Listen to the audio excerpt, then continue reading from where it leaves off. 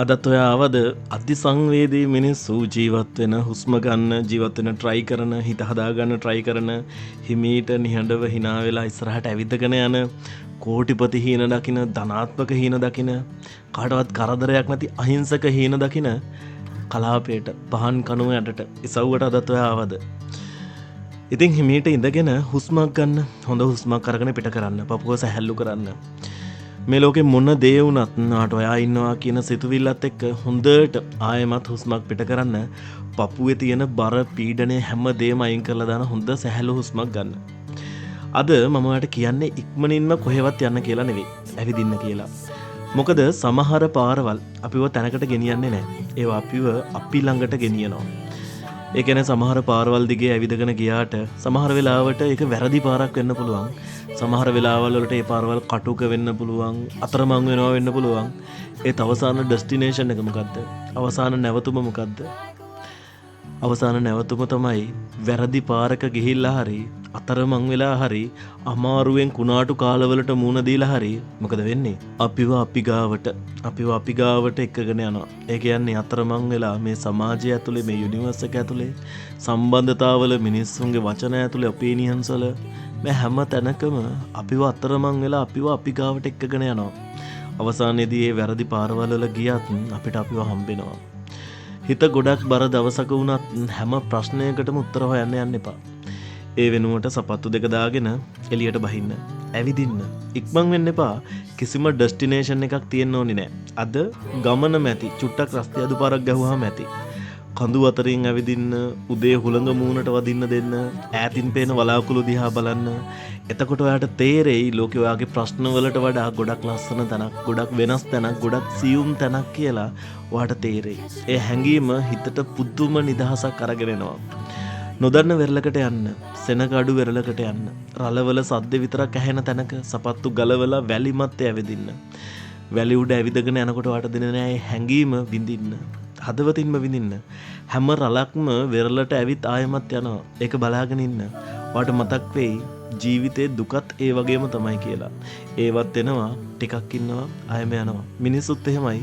මිනිස්සු ජීවිතේට එනවා, මිනිස්සු ජීවිතෙන් ආයෙම යනවා. කිසිම රළක් වෙරළේ සදාකාලිකව නවතින්නේ නැහැ.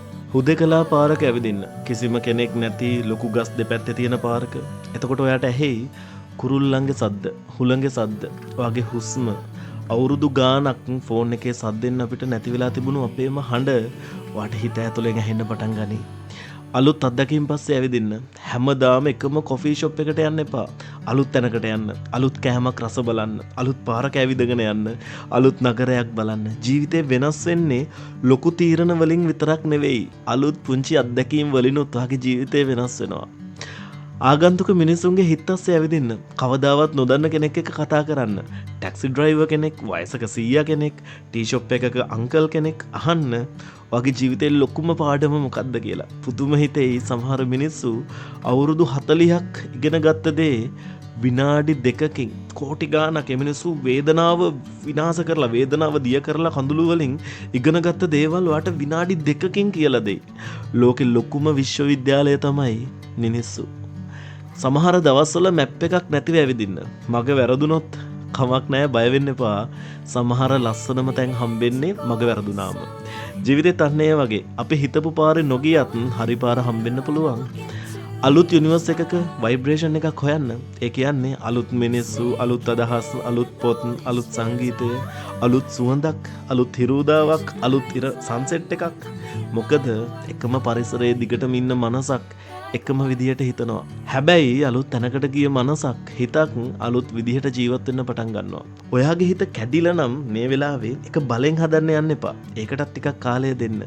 ඒකම ඇවිදින්න. ඇවිදිනකොට සමහර ප්‍රශ්න වලට උත්තර හම්බෙන්නේ නැහැ. හැබැයි ඒ ප්‍රශ්න එච්චර බරක් නෙවෙයි කියලා වාට දැනෙන්න පටන් ගන්නවා. දන්නවද සමහර වෙලාවට අපිට වෙනස් කරන්න ඕනි ලෝකෙ නෙවෙයි. අපි බලන දර්ශනය, අපේ ෆිල්ටර් එක.